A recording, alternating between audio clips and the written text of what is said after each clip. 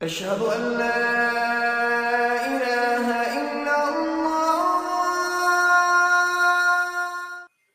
فاصدع بما تؤمر وأعرض عن المشركين إنا كفيناك المستهزئين الذين يجعلون مع الله إلها آخر فسوف يعلمون ولقد نعلم أنك يضيق صدرك بما يقولون فسبح بحمد ربك وكن من الساجدين واعبد ربك حتى يأتيك اليقين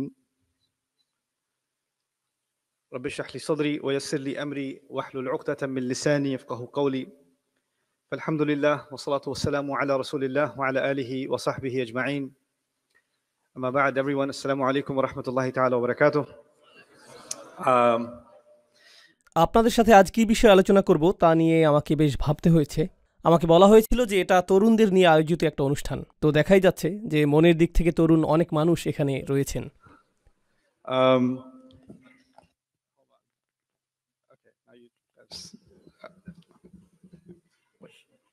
Okay. তবে আমি আনন্দিত এই জন্য যে এখানে আমরা সকল বয়সের মানুষই রয়েছি। ব্যক্তিগতভাবে আমি তরুণদের জন্য পৃথক আয়োজনকে পছন্দ করি না। আমি মনে করি শিশুদের জন্য স্বতন্ত্র আয়োজন থাকতে পারে, কিন্তু মানুষ যখন শৈশবের গণ্ডি পার হয়ে কৈশোরে উপনীত হয় তখন তাকে প্রাপ্তবয়স্ক হিসেবে বিবেচনা করাই শ্রেয়। তখন আপনাকে প্রাপ্তবয়স্কদের আলোচনায় অংশ নিতে হবে, আর এটাই ইসলাম সম্মত পদ্ধতি। পশ্চিমা সমাজে একরকম ধারণা রয়েছে যে প্রথমে আপনি থাকেন শিশু, এরপর কিশোর, এরপর আপনি তরুণ যুবক, এরপর আপনি নির্বোধ কলেজ ছাত্র, আর এরপর আপনি এখনও নিজেকে বোঝার চেষ্টা করছেন। এরপর আপনার বয়স যখন 25, 30 বা 35 হয়, এখনও তাদের বয়স কম। এই ধারণাটি যা করে তা হলো এটা যুবক এবং যুবতীদেরকে মানসিকভাবে নিজেদেরকে প্রাপ্তবয়স্ক ভাবতে বাধার সৃষ্টি করে, আর তারা নিজেদেরকে এরকম মনে করে যে আমি তো এখনও কিশোর, অথবা আমি এখনও ছোট। তারা নিজেদেরকে প্রাপ্তবয়স্ক হিসেবে মনে করে না। যেভাবে আমি বিষয়টাকে বুঝি তা হলো, যদি আপনি পশ্চিমা মানদণ্ডও গ্রহণ করেন, অস্ট্রেলিয়াতে কত বছর বয়সে আপনি ড্রাইভিং লাইসেন্সের উপযুক্ত হন? 16 বছর। যদি আপনি 16 বছরে ড্রাইভিং লাইসেন্স পান আর এরপর লালবাতি অমান্য করেন, লালবাতি সত্ত্বেও যদি গাড়ি চালিয়ে গেলেন, লালবাতি সত্ত্বেও আপনি গাড়ি চালিয়ে গেলেন, আইন কি তখন আপনাকে 4 বছরের শিশুর মতো বিবেচনা করবে? না, আপনি লাইসেন্সধারী। আপনারা মজার কোনো কথা বলছেন? আপনাদের শেষ হওয়া পর্যন্ত আমি অপেক্ষা করি। কথা শেষ? শিওর? ওকে, কুল। আপনাদের অনেকেরই কিন্তু মনোযোগ নষ্ট হচ্ছে। আমার মনোযোগ নষ্ট হয় না, আপনাদের মনোযোগ আসলেই নষ্ট হয়েছে। আমি আপনাদেরকে এদিকে তাকাতে দেখেছি। তো যাই হোক, বিষয়টা হলো সেক্ষেত্রে আইনের চোখে আপনি শিশু হিসেবে বিবেচিত হবেন না, আপনি প্রাপ্তবয়স্ক মানুষদের মতো বিবেচিত হবেন যে অপরাধ সংঘটিত করেছে। আমাদের দৃষ্টিতে যে এখন একজন কিশোর, সে যদি কোথাও গিয়ে কিছু চুরি করে আর তাকে বিচারকের সামনে উপস্থিত করা হয়, অপরাধটি সেই সংঘটিত করেছে, এই হিসেবেই সে আদালতে বিবেচিত হবে। আর যেটা আরও বেশি গুরুত্বপূর্ণ তা হলো, যদি কোনো তরুণ মৃত্যুবরণ করে আর যখন সে আল্লাহর আদালতে উপস্থিত হবে, এটা এরকম না যে কিয়ামতের দিবসে তরুণ যুবকদের জন্য আলাদা বিচার বিভাগ থাকবে, যেখানে তারা প্রাপ্তবয়স্কদের তুলনায় ভিন্ন হিসেবে বিবেচিত হবে। যখন আপনি বয়সন্ধির বয়সে পৌঁছান আর যখন আপনি শারীরিক এবং মানসিকভাবে সুগঠিত হয়ে প্রাপ্তবয়স্ক হয়ে ওঠেন, তখন আল্লাহর আদালতে এবং প্রকৃতপক্ষে বেশিরভাগ সমাজেই, এমনকি পশ্চিমা সমাজের আইন অনুযায়ীও আপনি একজন প্রাপ্তবয়স্ক। কিন্তু কোনো অজানা কারণে আমরা তাদেরকে প্রাপ্তবয়স্ক হিসেবে বিবেচনা করি না।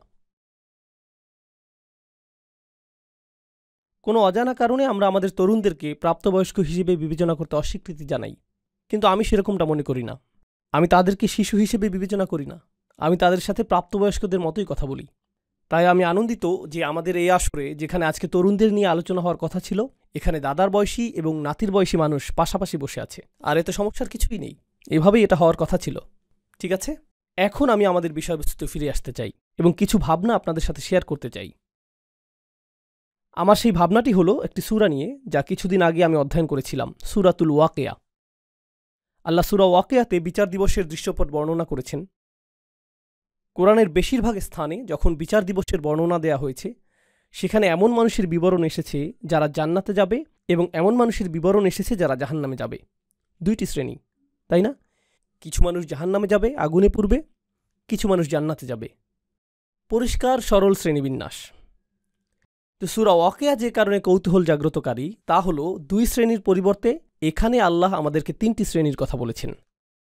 তিনি বলেছেন আসহাবুল মাইমানাতি মা আসহাবুল মাইমানা, ডান পাশের মানুষেরা। এরা সেই সকল মানুষ যাদেরকে ডান হাতে আমলনামা প্রদান করা হবে, আর এর ফলশ্রুতিতে তারা জান্নাতের পথে অগ্রসর হবেন, যেটা সূরা তাহরিমে এভাবে বর্ণিত হয়েছে, রব্বানা আতমিম লানা নূরানা, হে আমাদের প্রভু, আমাদের আলোকে পরিপূর্ণ করে দিন, আমাদেরকে জান্নাতের সুদীর্ঘ পথ পাড়ি দেওয়ার সামর্থ্য প্রদান করুন। কিন্তু যেহেতু আপনার আমলনামা ডান হাতে রয়েছে, তাই আপনার ডান দিক থেকে আলো প্রতীয়মান হচ্ছে, সেই আলোর আভা আপনার বুক থেকেও ঠিকরে বেরুচ্ছে।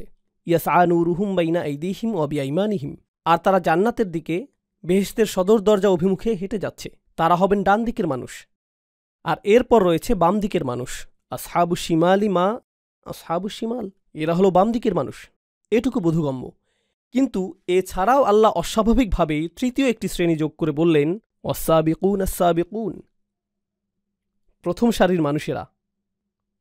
প্রথম সারির মানুষেরা, প্রথম এবং প্রধান, ভিআইপি সেকশন। আমি চাই যে আপনারা বিষয়টা কল্পনা করুন। বিশাল সংখ্যক মানুষ রয়েছে ডান দিকে, বিশাল সংখ্যক মানুষ রয়েছে বাম দিকে, আর তারপর কিছু সংখ্যক মানুষ রয়েছে যারা একেবারে সামনে অবস্থান করছে। এখানে পেলাম ডান অংশ, বাম অংশ এবং সামনের অংশ। আর সামনের অংশকে আল্লাহর নিকটে আনা হয়েছে, উলাইকাল মুকাররাবুন, তারা আল্লাহর নৈকট্য লাভ করেছে, তাদেরকে অনুপম এই স্থান প্রদান করা হয়েছে, এমনকি বিচার দিবসেও। তো কোন বিষয়টি এই মানুষগুলোকে বিশেষ মানুষে পরিণত করল, আর কিভাবে তারা ডান দিকের মানুষদের থেকে আলাদা? অনেক মানুষ যারা এই আয়াতটির ব্যাখ্যা করেন তারা চিন্তা করেন মুহাজিরদের কথা, যারা রাসূল সাল্লাল্লাহু আলাইহি সাল্লামের মক্কায় অবস্থানকালে তার আহ্বানে সাড়া দিয়েছিলেন। প্রথম দিকের ইসলাম গ্রহণকারী ব্যক্তিগণ, যেমন আবু বকর সিদ্দিক রাদিয়াল্লাহু তাআলা আনহু, আলী রাদিয়াল্লাহু তাআলা আনহু, প্রথম দিকের মুসলিমগণ, তারাই প্রথম ইসলাম গ্রহণ করেছিলেন। আর আয়াতেও প্রথম সারির মানুষদের কথা বলছে। এর মাধ্যমে অবশ্যই প্রাথমিক যুগের মুসলিমদেরকেই বোঝাচ্ছে। একটু পরে আমরা এই বিষয়ে বিস্তারিত আলোচনা করব। এখানে আরেকটা বিষয় রয়েছে। এই মতামতটি সম্পূর্ণ সত্য না হওয়ার কারণ হল আল্লাহ সূরা তওবাতে একটি বিষয়ের উল্লেখ করেছেন, আস-সাবিকুনাল আউয়ালুন মিনাল মুহাজিরিনা ওয়াল আনসার। তিনি বলেছেন অন্য সকলের আগে যাদের অবস্থান তারা মুহাজিরদের অন্তর্ভুক্ত, যার অর্থ সেই মানুষেরা যারা মক্কায় ইসলাম গ্রহণ করেছেন। কিন্তু তিনি এখানে আনসারদের কথাও বলেছেন, যারা সাহায্যকারী হিসেবে মদিনাতে ছিলেন, আর মদিনার মানুষদের অবদান এসেছে বেশ পরে। তো এখন আমরা শিখলাম যে সাবিকুন শব্দটি এমন মানুষদেরকে বোঝাচ্ছে না যারা আগে ইসলাম গ্রহণ করেছেন, কারণ এটা সেই মানুষদের অন্তর্ভুক্ত করেছে যারা এসেছে আগে, এবং এটা সেই মানুষদেরও অন্তর্ভুক্ত করেছে যারা এসেছে পরে। তাহলে সাবিকুন বলতে আসলে কি বোঝায়, সেটাই আজকে আমরা কিছুটা বোঝার চেষ্টা করব। একটু আগে ইমাম সাহেব চমৎকারভাবে সূরা হিজরের শেষের কিছু আয়াত পাঠ করেছেন। আমরা সাবিকুনের এই ধারণাটিকে সূরা হিজরের শেষের অংশের সাথে সম্পর্কযুক্ত করব। সূরা ওয়াকিয়ার ছোট একটি অংশ এবং সূরা হিজরের কয়েকটি অংশ, তাহলেই আজকে আমার কাজ শেষ। এরপর আমি কিছু খেতে যেতে পারবো। ওকে, তো এখন আমি আপনাদের সাথে যা শেয়ার করব তা হলো একটি উদাহরণ।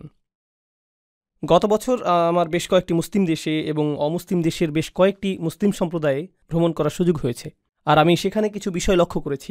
এটা আপনার পরিবার এবং সমাজের জন্য সত্য হতে পারে, আবার নাও হতে পারে। ব্যাপক সংখ্যক মুসলিম পরিবারে যা ঘটে যাচ্ছে তা হলো আমরা আমাদের পুত্রদেরকে লালন পালন করছি নির্দিষ্ট কিছু প্রত্যাশা নিয়ে, আমরা আমাদের কন্যাদেরকে লালন পালন করছি নির্দিষ্ট কিছু প্রত্যাশা নিয়ে। তো আমি আপনাদের একটি উদাহরণ দিচ্ছি। পাকিস্তানে আমি যা লক্ষ্য করেছি সে বিষয়ে। আমি পাকিস্তানি বংশোদ্ভূত, তাই কিছু সময়ের জন্য সেখানে বেড়াতে গিয়েছিলাম। আমরা আমাদের কন্যাদেরকে মেডিকেল কলেজে ভর্তি করার জন্য জোর দিয়ে থাকি। তো পাকিস্তানে অনেক অনেক মেয়ে, লাখ লাখ মেয়ে ডাক্তার হয়ে বের হয়, কিন্তু এটা এজন্য না যে তারা আসলেই ডাক্তার হবে। যখন তারা ডাক্তারি ডিগ্রি লাভ করে, এটা তাদেরকে বেশ যোগ্য বিয়ের পাত্রী হিসেবে তৈরি করে। তো পাকিস্তানে লাখ লাখ তরুণ নারী ডাক্তার হয় এজন্য না যে তাদের মা বাবা তাদেরকে ডাক্তারি করাতে চায়, অথবা হাসপাতালে কাজ করাতে চায়, অথবা গ্রামে প্রসূতিদের সন্তান জন্মদানে চিকিৎসা সহায়তা প্রদান করাতে চায়। যেহেতু গ্রামে চিকিৎসা সেবা অপ্রতুল, কারণটা তা নয়। মূল কারণ হলো মেয়েটির জন্য ভালো প্রস্তাব আসবে, কারণ সে একজন ডাক্তার, তাই না? কেন আপনি ডাক্তার হতে চান? কারণ আমার মা বাবা চান যে আমি ডাক্তার হই, আর আমার বড় বোন ডাক্তার হয়েছে এবং তার জন্য ভালো প্রস্তাব এসেছিল। এজন্যই আমি এটা করছি। ইনশাআল্লাহ আমিও আমার বড় বোনের মতো সফলতা পাব। এই মেয়েরা তাদের বড় বোনদের দেখে নিজেদেরকে তুলনা করছে এবং বলছে যে এটাই সফলতার মানদণ্ড, এটাই আমি অর্জন করতে চাই। আমি যদি এটা অর্জন করতে পারি তাহলে জীবনে কিছু একটা অর্জন করা হবে। তরুণ যুবকদেরকে উৎসাহিত করা হয় ইঞ্জিনিয়ার, ডাক্তার অথবা এই ধরনের কিছু হওয়ার জন্য, কারণ তাহলে তারা ভালো চাকরি পাবে। আর যখন তারা ভালো চাকরি পাবে তারা সম্মানিত হবে। মানুষ বলবে, মাশাআল্লাহ, আমার ছেলে একজন ডাক্তার, একজন ইঞ্জিনিয়ার, আমার ছেলে এটা, আমার ছেলে সেটা। তো এটা একটা অহংকারের বিষয়ে পরিণত হয়। আর এই তরুণ যুবককে আপনি যদি জিজ্ঞেস করেন যে কেন আপনি ডাক্তার হতে চান, সে ডাক্তার হতে চায় কারণ তার পরিবারের সকলেই ডাক্তার। তার পিতা একজন ডাক্তার, অথবা তার চাচারা ডাক্তার, তার বড় ভাই ডাক্তার। ওহ মাই গড, সে ডাক্তার হয়ে গিয়েছে। এখন আমি যদি ডাক্তার না হই তাহলে তো আমি একজন হতভাগ্য। আমি কি বোঝাতে চাচ্ছি? মূল বিষয়টি বুঝিয়ে বলছি। আপনার জীবনের গতিপথ নির্ধারণের জন্য গোটা অনুপ্রেরণাটি আসছে অন্য কোনো স্থান থেকে। অন্য কেউ আপনার জন্য মানদণ্ড নির্ধারণ করে দিয়েছে, আর আপনাকে সেই মানদণ্ড অনুসরণ করতে হবে। আর বেশিরভাগ সময়ই সেই মানদণ্ডটি নির্ধারণ করা হয় তুলনার উপর ভিত্তি করে। সেই লোকের দিকে লক্ষ্য করো, সে এমনটা করেছে, দেখো সে কত টাকা উপার্জন করছে, দেখো সে কতটা সম্মানিত, তোমাকে তার মতো হতে হবে, এরকম হতে হবে। তো আমরা মূলত লক্ষ কোটি মানুষের মিলিত অনুসরণপ্রিয় একটি জাতি। এটা শুধুমাত্র ধর্মের দিক দিয়েই না, আমাদের ধর্মে আমরা কিছু বিষয় অনুসরণ করি। আমরা নামাজে একই পদ্ধতি অনুসরণ করি, আমরা হজ এবং রোজার ক্ষেত্রে একই সময়সীমা অনুসরণ করি। শুধুমাত্র ধর্মের ক্ষেত্রেই না, বরং আমাদের ক্যারিয়ারে, আমাদের চিন্তা পদ্ধতিতে, জীবনের অগ্রাধিকার নির্ধারণে, জীবনের অগ্রাধিকারগুলো আগে থেকে ঠিক করে দেয়া হয়েছে। আর প্রজন্মের পর প্রজন্ম আমরা শুধু পুরাতন সেই অগ্রাধিকার অনুসারেই জীবন পরিচালিত করে যাচ্ছি। আমি যেখানেই গিয়েছি এই ব্যাপারটা লক্ষ্য করেছি। এখন আমি এটাকে তুলনা করতে চাই এমন কিছুর সাথে যা আমি মার্কিন যুক্তরাষ্ট্রে দেখেছি, এবং পৃথিবীর অন্য আরও কিছু সমৃদ্ধ দেশেও আমি এটা লক্ষ্য করেছি। জানেন মার্কিন যুক্তরাষ্ট্রে কি ঘটে? জানেন কি ঘটে? সেখানে মার্ক জাকারবার্গের মতো মানুষ রয়েছে, আর সেখানে ইলন মাস্কের মতো মানুষ রয়েছে। আমি কিন্তু এই মানুষগুলোকে পছন্দ করি না, কিন্তু আমি তাদের কিছু বিষয়ে বলছি। তারা অদ্ভুত, কারণ তারা কোনো মানদণ্ড অনুসরণ করে না। এটা শুধু আদর্শ হিসেবে উপস্থাপিত এই মানুষগুলোই না যারা বিশালাকার কোম্পানি প্রতিষ্ঠা করেছে, বরং এমন অনেক মানুষ রয়েছে যারা কোনো মানদণ্ড অনুসরণ করেনি এবং তারা নতুন কিছু শুরু করেছে। আর যখন তারা নতুন কিছু শুরু করেছে, চারপাশে সকলেই বলেছে, বাহ, এটা তো চমৎকার। তো আপনি যদি বাংলাদেশে, পাকিস্তান অথবা জর্ডানে থাকেন আর আপনি নতুন কিছু শুরু করতে চান, তখন আপনার পরিবারের সকলে কি বলবে? তুমি পাগল হয়ে গেছো, কেউ এমনটা করে না, তুমি এত নির্বোধ কেন? তোমার চাচাতো ভাইয়ের মতো হতে পারো না? তোমার ভাইয়ের মতো হতে পারো না? তোমার বোনের দিকে দেখো, অমুকের দিকে দেখো, অনুসরণ করো, অনুসরণ করো, অনুসরণ করো। নতুন কিছু কেন করছো? নতুন কিছু করলে ব্যর্থ হবে।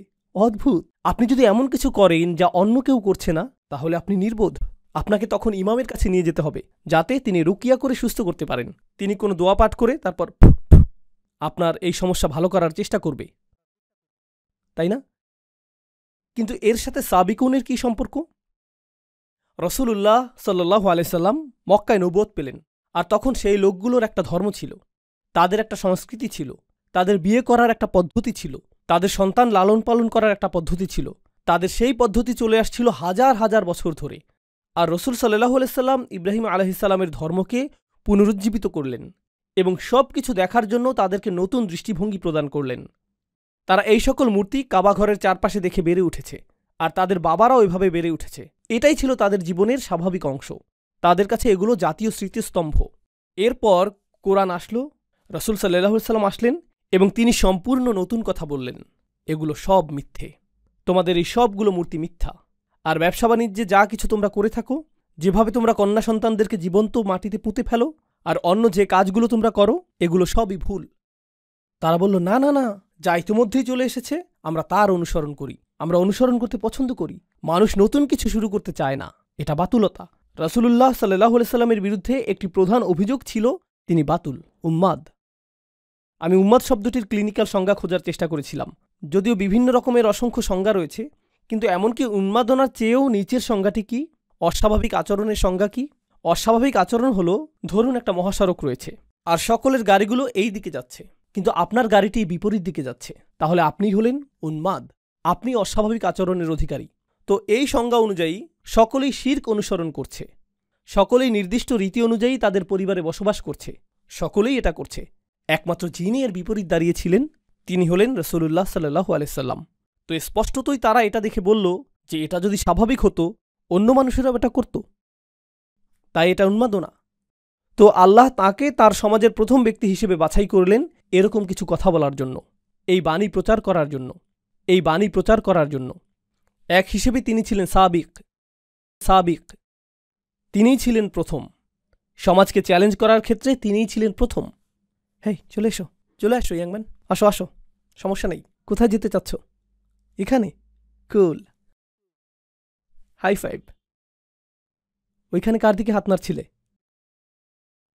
কোনো বন্ধুর উদ্দেশ্যে? ও, ক্যামেরার দিকে? ভিডিওতে তোমাকে দেখা যাবে সেজন্য এখানে এসেছ? এখন আমি তোমার উদ্দেশ্যে হাত নাড়ছি, এখন খুশি তো? ওকে, আমি কি ইসলাম নিয়ে কিছু একটা বলছিলাম? ও, সাবিকুন, ঠিক আছে। তো আমি চাই যে আপনারা কল্পনা শক্তিকে কিছুটা কাজে লাগান। আমি চাই আপনি কল্পনা করুন যে আপনি রসুল সাল্লাল্লাহু আলাইহি সাল্লামের সময়ে বসবাস করছেন, আর আপনি মক্কার সাধারণ একটি পরিবারে বসবাস করছেন। আপনি একই ধর্ম পালন করেন, আপনি সেই একই চর্চা করেন, তাদের সব কিছুই পালন করেন। হঠাৎ আপনি শুনলেন যে এই ব্যক্তিটি নবী হওয়ার দাবি করছে, আর তার বার্তাটি হল সকল মূর্তি পূজা ত্যাগ করো, ব্যবসায়ে অসৎ উপায় অবলম্বন করো না, এতিমদের সাথে ভালো আচরণ করো। আপনি এতিমদের সাথে এক ধরনের আচরণ করে অভ্যস্ত। উদাহরণস্বরূপ, অনেক মুসলিম দেশে এরকমটা ঘটে। আমরা বলি যে আমাদের উম্মার মাঝে ভ্রাতৃত্ব রয়েছে, কিন্তু যখন আপনি কোনো মুসলিম দেশে যান আপনি দেখতে পাবেন যে সেখানে সামাজিক শ্রেণী বৈষম্য রয়েছে। নির্দিষ্ট শ্রেণীর মানুষ হয়তো কোনো রেস্তোরাঁয় বসে আছে, অন্য আরেক শ্রেণীর মানুষ রয়েছে যাদের সন্তানেরা খালি পায়ে বাইরে ঘুরোঘুরি করছে, তাই না? কখনো কখনো তাদের সন্তানেরা আপনার জন্য খাবার পরিবেশন করছে। আপনি আপনার বাচ্চার সাথে কথা বলেন এভাবে, হেই, তুমি কি একটু খাবার খাবে? একটু খাবার খাও। আর পরিবেশনকারী কোনো শিশু যখন আপনার কাছে আসে আপনি বলেন, হেই, চা নিয়ে আয়, হেই, এদিকে আয়।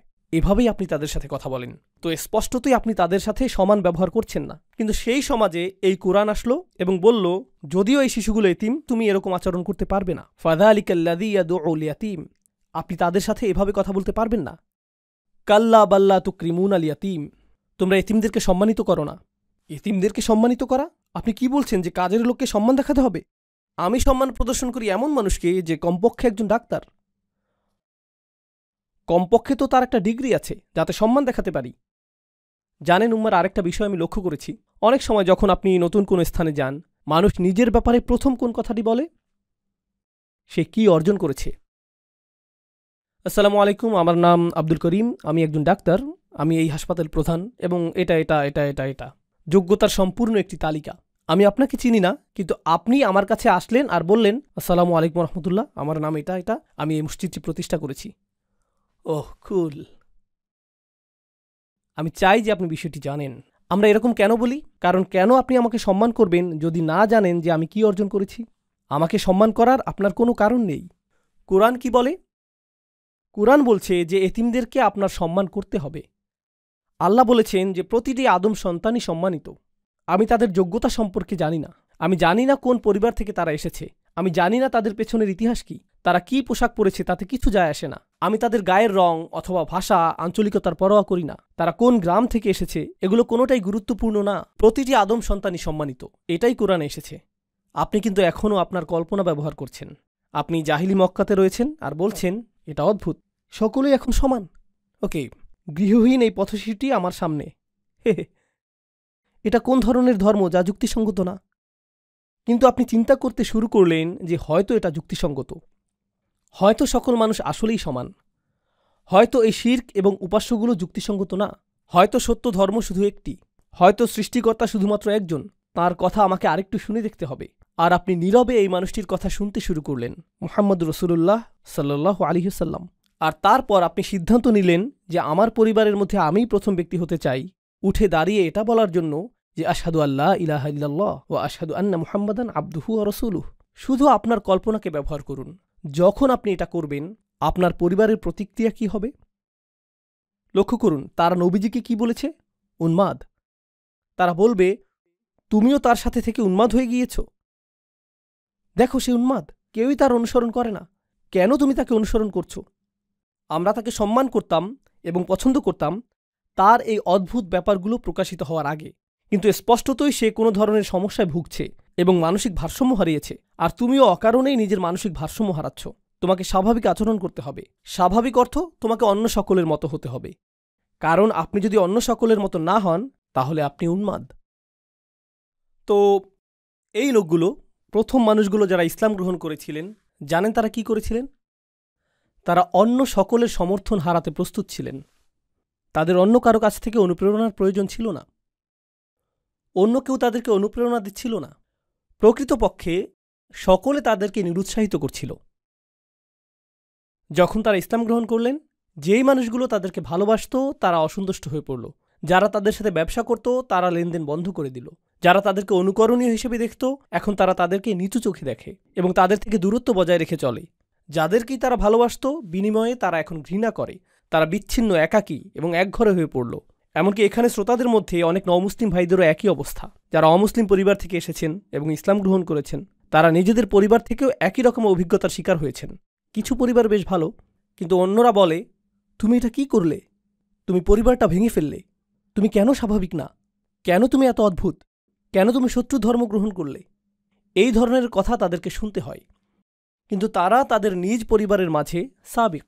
সাহাবীরাও তাদের নিজের পরিবারে সাবিক হয়েছিলেন। কোরআন আমাদেরকে সেই মানুষদের গুণাবলী সম্পর্কে শিক্ষা দিয়েছে যারা গোটা পৃথিবীকে পরিবর্তন করে দিয়েছিলেন। কারণ আমরা গর্ব সহকারে বলতে পারি যে এই কোরআন 23 বছর ধরে নাজিল হয়েছে এবং এটা গোটা পৃথিবীকে পরিবর্তিত করে দিয়েছে। পৃথিবীকে পরিবর্তন করতে চাইলে পৃথিবীর অনুসরণ করলে চলবে না। আপনাকে নতুন কিছু করতে হবে, না হলে এটা সম্ভব না। অন্য সকলে যা করছে তা আপনাকে চ্যালেঞ্জ করতে হবে। কোনো পরোয়া করবেন না, আপনাকে এটা করতেই হবে। আপনাকে উঠে দাঁড়াতে হবে এবং এটা করতে হবে। আপনি কোনো প্রথার অনুসরণ করবেন না, বরং আপনাকে প্রথা ভঙ্গ করতে হবে। আপনি নিজের মূলনীতি অনুসরণ করে চলবেন। আপনি সাবিক হয়ে উঠবেন। আর সাবিকদের সাথে কি ঘটে? সেই মানুষগুলো যখন শুরু করে, সকলে তাদেরকে কি বলে? উন্মাদ। সকলে তাদেরকে প্রত্যাখ্যান করে। সকলে তাদের সন্তানদেরকে এদের ব্যাপারে সতর্ক করে, এই মানুষগুলোর অনুসরণ করো না। তারা এমন কিছু করে যা অন্য কেউ করে না। এরা অদ্ভুত, এরা আজব। আর সাবিকুনরা যখন এই সকল সমালোচনা, এই সকল আক্রমণ, প্রতিনিয়ত নিরুৎসাহিত করা মন্তব্য এবং বর্জনের শিকার হয়, তারা নিজেদের অনুপ্রেরণাকে প্রভাবিত হতে দেয় না। তারা নিজেদের অনুপ্রেরণাকে প্রভাবিত হতে দেয় না। তারা এতে প্রভাবিত হয় না, বরং তারা সামনে অগ্রসর হতে থাকে। আর আল্লাহ এ ধরনের মানুষদের ক্ষেত্রে কি করেন? তিনি তাদেরকে পরীক্ষা করতে চান যে তারা কি আসলেই সাবিক হতে চায় নাকি অনুসারী হতে চায়। আর এক পর্যায়ে তারা সফল হন। অবশেষে আল্লাহ তাদেরকে বিজয় প্রদান করেন। আর যখন আল্লাহ তাদেরকে বিজয় দান করেন, জানেন কি ঘটে? অন্য মানুষরা তখন তাদেরকে অনুসরণ করে। এটাই আল্লাহর নির্ধারিত নিয়ম। এটা শুধুমাত্র রাসূল সাল্লাল্লাহু আলাইহি ওয়াসাল্লামের সিরাতেই ঘটেনি, বরং এটা পৃথিবীতে সব সময়ই ঘটেছে। এটাই আল্লাহর নির্ধারিত নিয়ম। অদ্ভুত ধারণার অধিকারী এমন মানুষ রয়েছে। উদাহরণস্বরূপ কেউ বলতে পারে যে আমি মিনি কাপকেক উৎপাদন করব। এটা শুনতে অদ্ভুত মনে হয়, কেউ তো এটা কিনবে না। আর তারপর তারা নিজেদের গ্যারেজে এই স্টুপিড কোম্পানি শুরু করে। আর তারপর এটা সর্ববৃহৎ কাপকেক কোম্পানিতে পরিণত হয়। এটা বিশাল আকার ধারণ করে। এরপর সকলে তাদেরকে অনুসরণ করতে চায় এবং তাদের ধারণার পুনরাবৃত্তি করতে চায়। কেন? কারণ তারা নতুন কিছু শুরু করেছে। কেউ ঝুঁকি নিতে আগ্রহী না, কারণ কেউ নিশ্চিত না যে এটা কাজ করবে কিনা। সম্ভবত এটা ব্যর্থ হবে। যখন এটা সফল হয় তখন আমরা তা অনুসরণ করতে প্রস্তুত। আজকের দিনে পৃথিবীর যে সকল জাতি সবচেয়ে শক্তিধর, যে সকল জাতি অর্থনৈতিক দিক থেকে সবচেয়ে শক্তিশালী, সাংস্কৃতিকভাবে শক্তিশালী, কৌশলগতভাবে শক্তিশালী, সামরিকভাবে শক্তিশালী, তাদের সকলের মধ্যে অভিন্ন একটা জিনিস আপনি পাবেন। তারা উদ্ভাবনকারী জাতি। তারা গবেষণা এবং উন্নয়নের জাতি। তারা প্রচুর নতুন জিনিস আবিষ্কার করে। তারা বিজ্ঞানের জগতে সর্বদাই সাবিক। তারা চিকিৎসা বিজ্ঞানে বিভিন্ন শাখা নিয়ে গবেষণায় সাবিক। আপনি কাফিরদেরকে অভিশাপ দিতে পারেন, তাদের প্রতি রাগান্বিত হতে পারেন, কিন্তু আপনার মায়ের যদি কোনো অপারেশনের প্রয়োজন হয়, সামর্থ্য থাকলে আপনি পশ্চিমা দেশগুলোর সেরা হাসপাতালটিতেই যাবেন, কারণ সেসব ক্ষেত্রে তারা সাবেকুন। অন্য কোথাও না গিয়ে আপনি সেখানেই যাবেন। আপনি তাদেরকে ঘৃণা করেন, তাদের বিরুদ্ধে এটা সেটা বলেন, কিন্তু তাদের বানানো মোবাইলটাই আপনি কিনেন। কোনো মুসলিম দেশে প্রস্তুত মোবাইল না। যেমন আমরা যদি মুসলিম ফোন নাম দিয়ে কোনো মোবাইল বানাই, মানুষ এটা তেমন কিনবে না। যখন গাড়ি কেনার প্রয়োজন হয়, আপনি আব্দুল করিমের একক উদ্যোগে নির্মিত গাড়ি কিনেন না। কেন নয়? কারণ সেই লোকগুলো গাড়ি প্রস্তুতে সাবেকুন হয়ে গিয়েছে, তারা মাইক্রোচিপ প্রযুক্তিতে সাবেক হয়ে গিয়েছে, তারা চিকিৎসা বিজ্ঞানের গবেষণায় সাবেক হয়ে গিয়েছে, তাই না? আর যখন তারা সাবেক হয়ে গেল, গোটা পৃথিবী তাদের উপর নির্ভর করতে শুরু করলো। কিন্তু মূল বিষয় হলো, কোন জিনিসটা তাদেরকে এত শক্তিশালী করেছে? এটা কি তাদের প্রাকৃতিক সম্পদ? এটা কি জ্বালানি তেল? এটা কি প্রাকৃতিক গ্যাস, খনিজ সম্পদ? এটা কি প্লুটোনিয়াম? না, এটা চিন্তা শক্তি।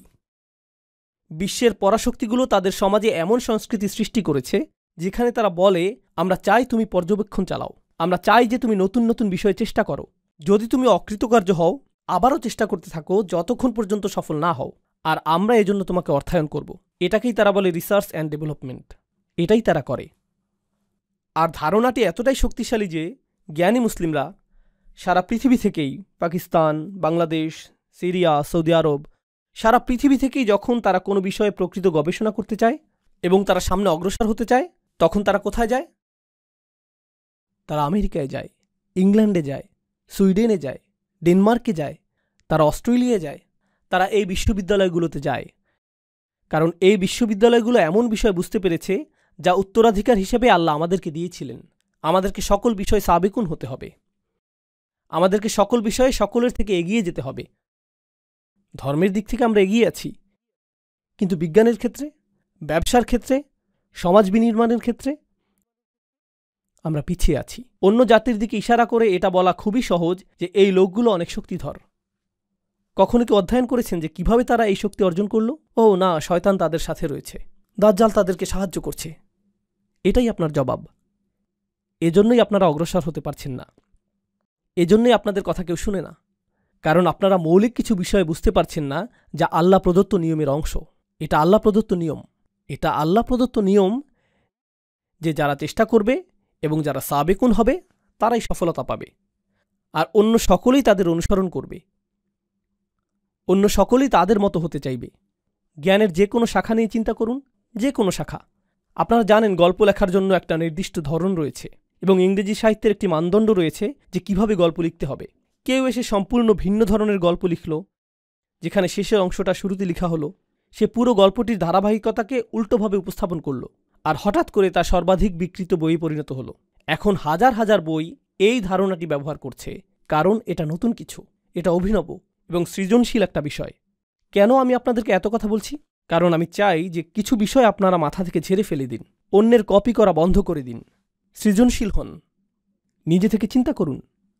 অনেক মুসলিম তরুণ বলে, ইসলামের জন্য আমি কি করতে পারি? আমি ইনফ্লুয়েন্সার হতে চাই। আসলেই আপনি ইনফ্লুয়েন্সার হতে চান? আপনি নিজেই তো ইনফ্লুয়েন্সের মধ্যে রয়েছেন। নিজেকে জিজ্ঞেস করুন কেন আপনি ইনফ্লুয়েন্সার হতে চান। ও, কারণ আমি অমুককে দেখেছি সে এরকম ইনফ্লুয়েন্সার, বিষয়টা অসাধারণ, তাই আমিও এরকম হতে চাই। এটা কি কপি করা না? আমি কন্টেন্ট ক্রিয়েটর হতে চাই। কন্টেন্ট তৈরি করার মাধ্যমে আপনি উম্মার সেবা করতে চান। এর অর্থ কি? দেখি তো অন্য মানুষেরা কি কন্টেন্ট তৈরি করেছে। ও, এটাকে কপি করতে হবে, কারণ এটা এখন ট্রেন্ডিং, তাই এমন কিছু তৈরি করি যা ভাইরাল। এমন হ্যাশট্যাগ ব্যবহার করব যা অন্য সকলে ব্যবহার করছে। কপি, কপি, কপি এবং কপি। আপনি জনপ্রিয় বিষয়ের পেছনে ছুটছেন। প্রযুক্তিগত বিবেচনায় আপনি নতুন কিছু করছেন, কিন্তু মনস্তাত্ত্বিক বিবেচনায় আপনি সেই একই জিনিস করছেন যা হাজার হাজার বছর ধরে করা হচ্ছে, কপি করা। আমাদের ধর্মে আমাদেরকে দেয়া হয়েছে একটি উদ্দেশ্য, একটি মিশন। মুসলিমরা নিজেদেরকে অন্য সংখ্যালঘুদের মতো সংখ্যালঘু মনে করা উচিত না। আমি এমন মুসলিমদের কথা বলছি যারা অমুসলিম দেশে রয়েছে। আমি যেহেতু এখন অস্ট্রেলিয়ায়, তাই এখন আপনাদের উদ্দেশ্যেই বলছি। মূলত আমি বসবাস করি আমেরিকায়। আমেরিকাতে বলা হয়ে থাকে যে চাইনিজ সম্প্রদায় হলো সংখ্যালঘু, ল্যাটিনো সম্প্রদায় হলো সংখ্যালঘু, বিভিন্ন ধর্মীয় সম্প্রদায় যেমন বৌদ্ধরা সংখ্যালঘু, হিন্দুরা সংখ্যালঘু, মুসলিমরাও সংখ্যালঘু। আমরা শুধুমাত্র সংখ্যালঘু সম্প্রদায়। লক্ষ্য করুন, আপনাকে চিহ্নিত করার জন্য আপনি অন্য কাউকে সুযোগ করে দিচ্ছেন। আপনি এই চিহ্নিতকরণ মেনে নিয়েছেন, আর আমরা যেহেতু সংখ্যালঘু, আমাদের নিজেদের সংখ্যালঘু অধ্যুষিত এলাকায় স্থানান্তরিত হওয়া উচিত। আর তারপর সেখানে আমরা এমন সব কাজ করি যা আমরা সব সময়ই করে থাকি, তাই না? আমরা বড় চিন্তা করছি না, আমরা এমন চিন্তা করি না যে কিভাবে আমরা এমন আদর্শ মুসলিম হতে পারবো এবং এমন আদর্শ সম্প্রদায়ে পরিণত হতে পারবো যেখানে অমুসলিমরা এসে বলবে যে আমরা এখানে বসবাস করতে চাই, এই এলাকায় স্থানান্তরিত হতে চাই, আমরা এই মানুষগুলোর কাছাকাছি থাকতে চাই। জানেন সাধারণত কি ঘটে যখন মুসলিমরা কোনো এলাকায় স্থানান্তরিত হয়? অমুসলিমরা সেই এলাকা ছাড়তে থাকে। ও এই এলাকাটা অদ্ভুত হয়ে গিয়েছে। আর সেই এলাকার জমির মূল্যমান বাড়ার পরিবর্তে সেখানকার মূল্যমান কি ঘটে? পতন ঘটতে থাকে। অন্য সংখ্যালঘু সম্প্রদায়ের ক্ষেত্রে যখন তারা কোনো এলাকায় স্থানান্তরিত হয় তখন কি ঘটে? সে এলাকার মূল্যমান বৃদ্ধি পায়, কারণ তারা সৃজনশীল আর নতুন কিছু করে, তারা নতুন জিনিস তৈরি করে, তারা একে অপরের সাথে সহযোগিতা করে, যেটা আমার পরবর্তী আলোচ্য বিষয়। শক্তিশালী এবং সৃজনশীল একটি মুসলিম সম্প্রদায় গঠনের ক্ষেত্রে আমাদের করণীয় কি? প্রথমত, পারিবারিক পরিসরে যদি আপনার ছেলে অথবা মেয়ে সৃজনশীল কিছু করতে চায়, তারা স্বতন্ত্র কিছু করতে চায়, কেবলমাত্র প্রভাব সৃষ্টিকারী মানুষ না হয়ে তারা যদি কিছু আবিষ্কার করতে চায়, তারা উম্মার জন্য এমন সেবা প্রদান করতে চায় যেমনটা আগে করা হয়নি, তাহলে তা করতে দিন। আমি আপনাদের একটা ঘটনা বলবো যা আসলেই আমাকে প্রভাবিত করেছে। পাকিস্তানে এক তরুণের সাথে আমার সাক্ষাৎ হয়েছিল, তার নাম উল্লেখ করব না। সাক্ষাতের সময় সে বিশ্ববিদ্যালয়ে পড়ছিল, আর বিশ্ববিদ্যালয়ে থাকাকালীন সে পাকিস্তানে তার গ্রামে গিয়েছিল। যখন সে সেখানে গেল, সে লক্ষ্য করল যে রাস্তাগুলোর অবস্থা অত্যন্ত খারাপ, আর কাছাকাছি কোনো হাসপাতাল নেই। যখন সেখানে কোনো নারী সন্তান সম্ভবা হয়, তাদেরকে পিক আপ ট্রাকের পিছনে 3 ঘন্টা ভ্রমণ করতে হয়। সন্তান সম্ভবা নারী যিনি শীঘ্রই সন্তান জন্ম দিবেন, তাকে পিক আপ ট্রাকের পিছনে থাকতে হয়। এভাবে 3 ঘন্টা লাগে হাসপাতালে পৌঁছতে। আর এই সকল নারীর বেশিরভাগেরই সন্তান মারা যায়। আর এটাই গ্রামীণ জীবনের বাস্তবতা। তারা নিজেরা সন্তান জন্মদানের চেষ্টা করে, যদি জটিলতা তৈরি হয় তখন তাদেরকে ডাক্তারের কাছে নিতে হয় এবং পথিমধ্যে অনেকেই মৃত্যুবরণ করে। আর সে এটা কাছ থেকে দেখল।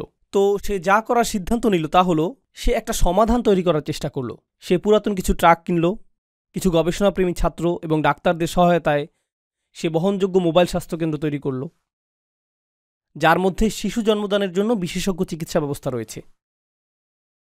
আর সে শিক্ষা কার্যক্রম চালু করল যেখানে গ্রামীণ নারীদেরকে শেখানো হয় কিভাবে সন্তান জন্মদানে সহায়তা করতে হবে যদি পরিবহনের কোনো ব্যবস্থা নাও থাকে। তো গ্রামের 20-30 জন নারী এখন জানেন যে কিভাবে সন্তান জন্মদানে সহায়তা করতে হয়। আর যখন এটা সফল হলো, গোটা পাকিস্তানের 2, 3, 4, 5, 10, 15, 20, 100 গ্রামে এটা ছড়িয়ে পড়ল।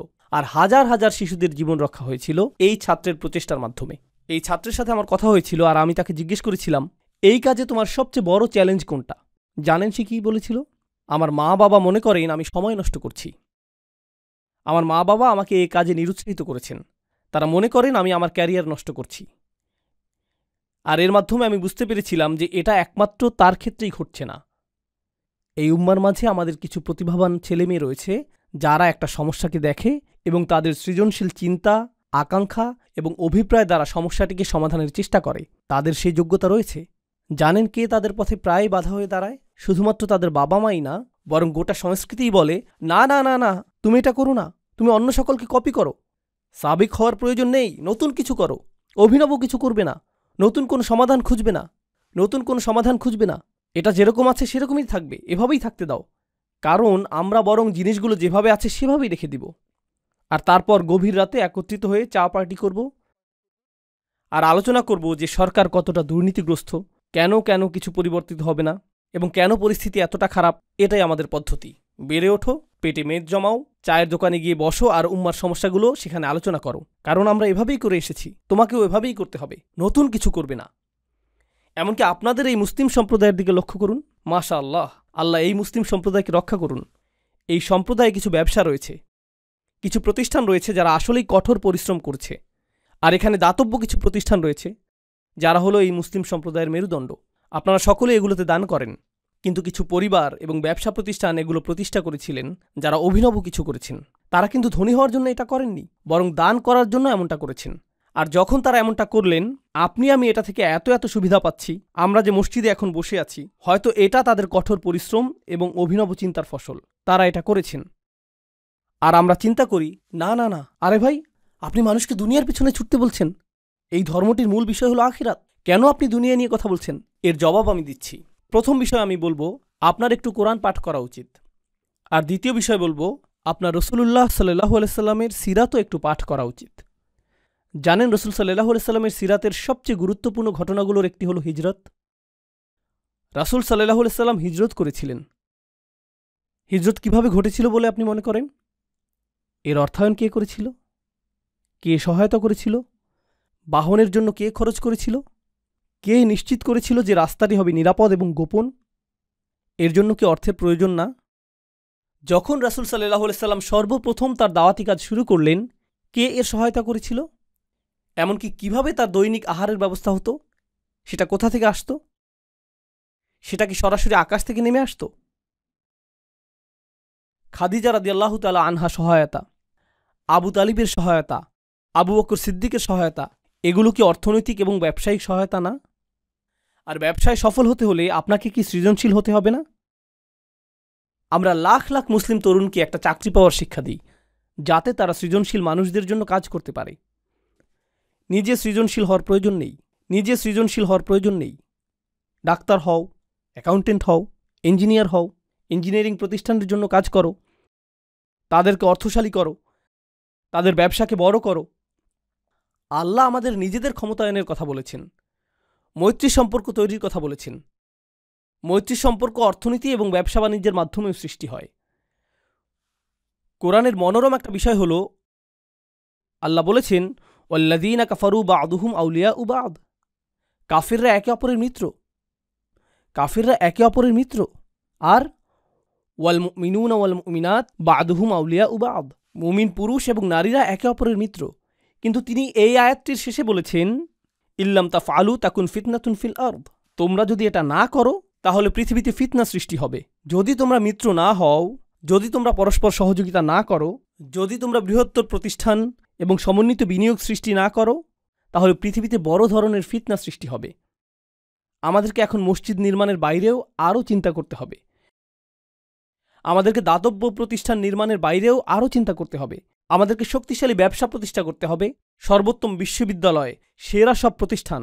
আমাদেরকে অনেক অনেক অনেক বড় চিন্তা শুরু করতে হবে এবং পরস্পরের মাঝে মৈত্রী নিয়ে নতুন করে চিন্তা করতে হবে। কিন্তু এটা করার জন্য আমাদের নিজেদের মাঝে তুলনা করা বন্ধ করতে হবে এবং একে অপরকে ধ্বংস করা বন্ধ করতে হবে। সংক্ষেপে আরও কিছু কথা বলবো এবং এরপর সূরা হিজরের শেষের দিকের আয়াতে যাব, যেরকম কথা আপনাদেরকে দিয়েছিলাম। সফল সমাজ ব্যবস্থার একটা বিষয় আমি লক্ষ্য করেছি, যা রাসূল সাল্লাল্লাহু আলাইহি সাল্লামের সিরাতে উপস্থিত ছিল, আর তা হলো ঈমানদারগণ একে অপরকে সহায়তা করা। যখন কেউ ব্যর্থ হয়েছে, তারা তাকে অনুপ্রেরণা দিয়েছিলেন। আর জানেন এখন আমাদের মাঝে কি ঘটে? যখন কেউ সফল হয়, আমরা তার সমালোচনা করি এবং সমালোচনা করা নিশ্চিত করি, যতক্ষণ পর্যন্ত না সে ব্যর্থ হয়। এরপর আমরা বাকি সকলে শান্তি অনুভব করি।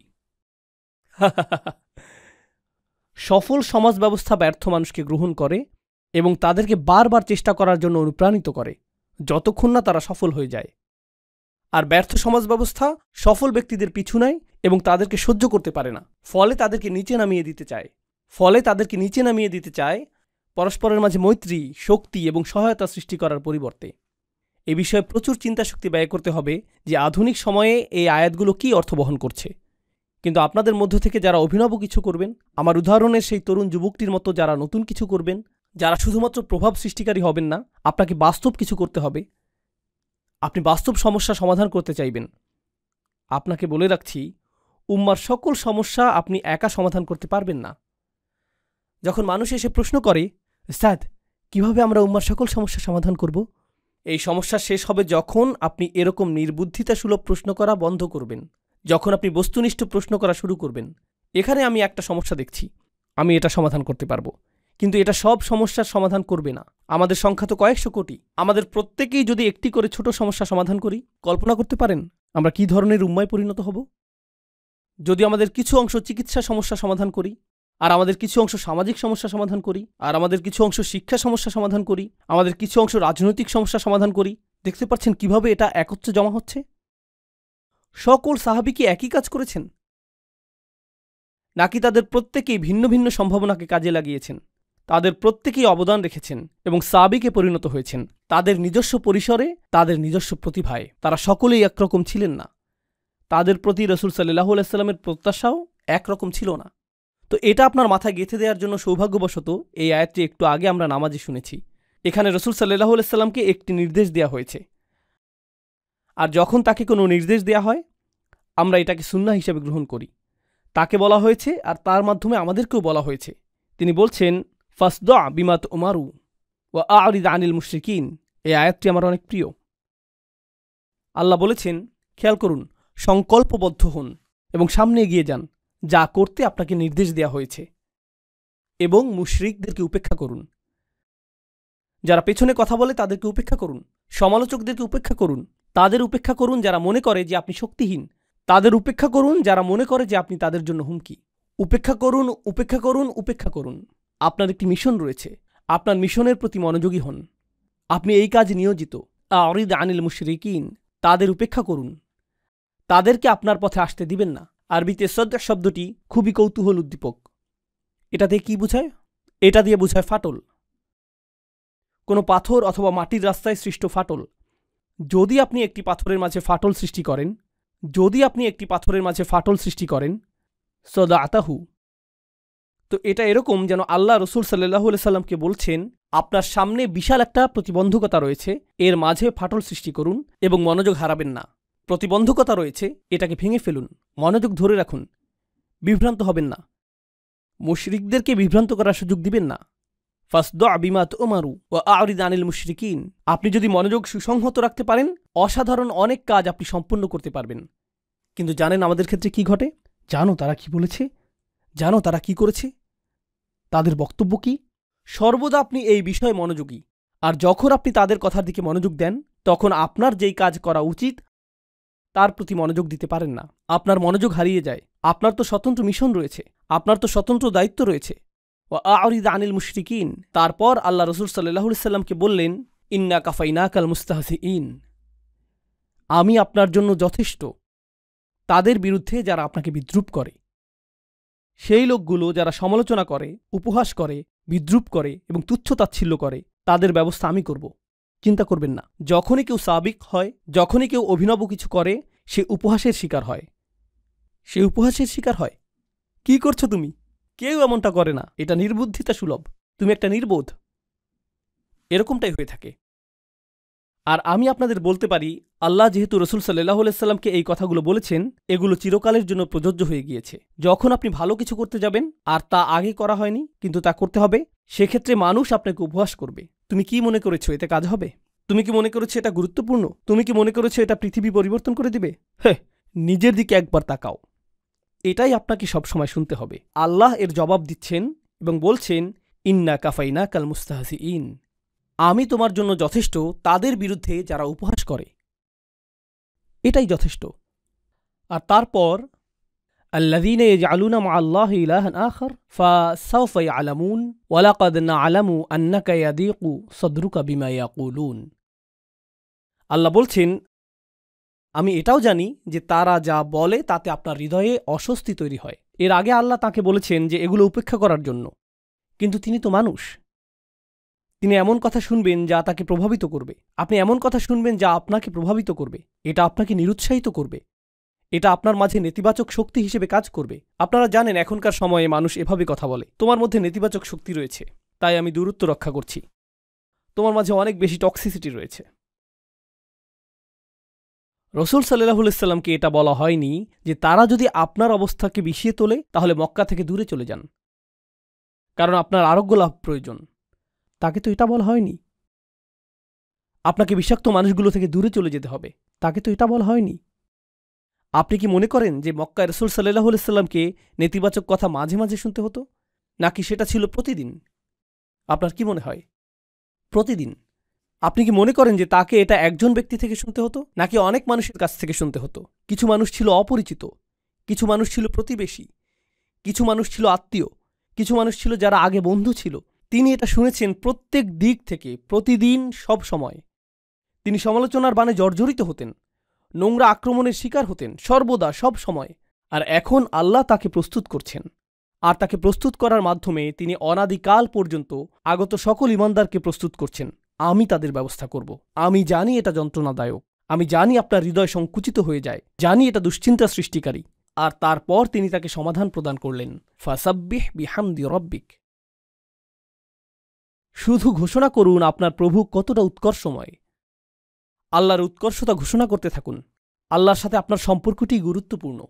প্রসঙ্গক্রমে এখানে ফাসাব্বিহ বিহামদি রব্বিক ওয়াকুম মিনাস সাজিদিন আয়াতটি দিয়ে ইঙ্গিত করা হচ্ছে যে প্রশংসা করার মাধ্যমে আল্লাহ যে উৎকর্ষময় তা প্রকাশ পাবে। আমি একটু পরে এটা বুঝিয়ে বলছি। সিজদাকারীদের অন্তর্ভুক্ত হও। তাসবিহ এবং সিজদার কথা এসেছে। নামাজ শুরু হয় তাসবির মাধ্যমে এবং নামাজের শেষ অংশগুলোর একটি হল সিজদা। রসুল সাল্লাল্লাহু আলাইহি সাল্লামকে বলা হলো যে আপনি যখন এই সকল নেতিবাচক কথা শুনতে পান তখন আমি চাই যে আপনি কিছুটা দূরে চলে আসুন এবং নামাজে আল্লাহর সাথে কথোপকথনে মেতে উঠুন। ফলশ্রুতিতে সকল নেতিবাচক প্রভাব দূর হয়ে যাবে। এজন্যই আমি আপনাকে নামাজ প্রদান করেছি, যাতে তারা এই সমালোচনার মাঝেও প্রশান্ত থাকতে পারে। নামাজ হল স্বয়ং আল্লাহ প্রদত্ত থেরাপি। এটাই রসুল সাল্লাল্লাহু আলাইহি সাল্লামকে দেয়া হয়েছিল। এটাই নামাজের ভূমিকা হওয়া উচিত।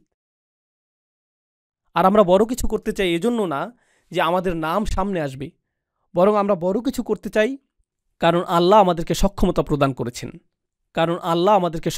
প্রদান করেছেন। আর এভাবেই আমরা আল্লাহর তাসবিহ করে থাকি। আমরা এটা করছি আল্লাহর দ্বীনের খেদমত করার জন্য। আমার আশা এই মানসিকতাটাই আপনারা নিজেদের মনে লালন করবেন। সার্বক্ষণিক দুইটি জিনিস আপনাদের করতে হবে। এক, আপনার সামনে একটি মিশন রয়েছে, সেদিকে আপনাকে মনোযোগী হতে হবে। আরেকটি হলো আল্লাহর ইবাদত, আপনাকে সেদিকেও মনোযোগী হতে হবে। ভিতরগত একটা লক্ষ্য রয়েছে, বহির্গত একটা লক্ষ্য রয়েছে। আপনি এই দুইটির মাঝে বিচরণ করছেন। জানেন কি ঘটে? কিছু মানুষ শুধুমাত্র ব্যবসা বাণিজ্য, প্রবৃদ্ধি, ক্ষমতায়ন এবং রাজনীতির প্রতি মনোযোগী হয়ে পড়ে। এগুলো সবই বহির্গত বিষয়। এখানে কিসের প্রতি মনোযোগের অভাব? ইবাদত।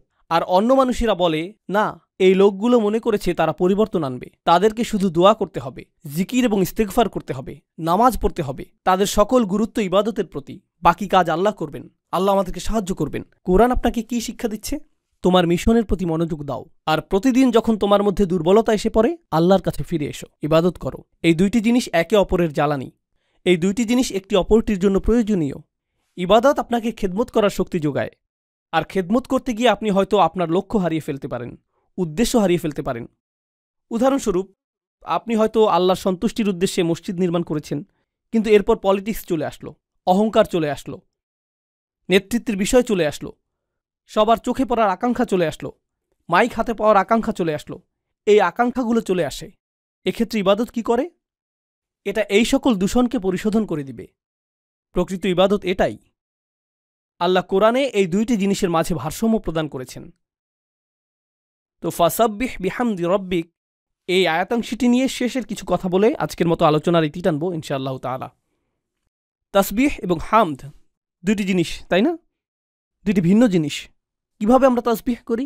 সুবহানাল্লাহ বলে। কিভাবে আমরা হামদ পড়ি? আলহামদুলিল্লাহ বলে। আপনার জন্য বিষয়টাকে সহজ করে দিই। সাব্বিহ বিহামদি রব্বিক, সরল ভাষায় এর অর্থ আপনাদের বুঝিয়ে বলছি। তাসবিহ অর্থ আল্লাহ সম্পর্কে আপনার কোনো নেতিবাচক চিন্তা অথবা মন্তব্য থাকবে না। এটাই তাসবির অর্থ। আল্লাহ সম্পর্কে আপনি যাই বলেন তা পারফেক্ট হতে হবে। আপনি কখনোই কোনোভাবেই তার সম্পর্কে এমন কিছু ভাববেন না যা পারফেকশনের চেয়ে কম। তার রহমা হলো পারফেক্ট, তার ভালোবাসা হলো পারফেক্ট, তার পরিকল্পনা হলো পারফেক্ট। যে পরিস্থিতির মাঝে তিনি আপনাকে রেখেছেন এর বিচক্ষণতাও পারফেক্ট। উম্মার সংকটময় অবস্থায় আল্লাহর যে পরিকল্পনা, সেই পরিকল্পনাও পারফেক্ট। এটাই তাসবিহ। তো এমনকি যখন নবীজি কাফেরদের করা উপহাস শুনছেন, তারা তো ভয়ঙ্কর রকম খারাপ কাজ করছে, কিন্তু রাসূল সাল্লাল্লাহু আলাইহি সাল্লামের এই অবস্থার মধ্য দিয়ে অতিক্রম করাটাও আল্লাহর পরিকল্পনার অংশ। আর আল্লাহর পরিকল্পনা সর্বদাই কি? পারফেক্ট। নিজেকে এটা স্মরণ করিয়ে দিতে থাকুন যে এমনকি যখন আপনি ভয়ানক সব অভিজ্ঞতার মধ্য দিয়ে সময় অতিক্রম করেন, এটাও পারফেক্ট। এটাও পারফেক্ট একটি পরিকল্পনার অংশ। আপনি সম্পূর্ণ চিত্রটি দেখতে পাচ্ছেন না, শুধুমাত্র আল্লাহই তা দেখছেন। আমি আপনাদেরকে এর একটা উদাহরণ দিচ্ছি। আপনাদের মধ্যে অনেকেই রান্না করতে ভালোবাসেন। আপনি যখন রান্না করেন তখন কেউ একজন পাশে দাঁড়িয়ে দেখছে, তুমি এতগুলো লবণ দিয়েছ, এতগুলো লবণ দিয়েছ। এই 5 মিনিট ধরে এত বেশি তাপমাত্রায় রান্না হচ্ছে, 5 মিনিট ধরে চলছে, আর আপনি বিরক্ত হচ্ছেন। চুপ করবে তুমি? ওইখানে গিয়ে কিছু একটা করো, জানালার ধারে গিয়ে বাইরে তাকিয়ে থাকো, আমাকে রান্না করতে দাও। তুমি এটা বুঝবে না।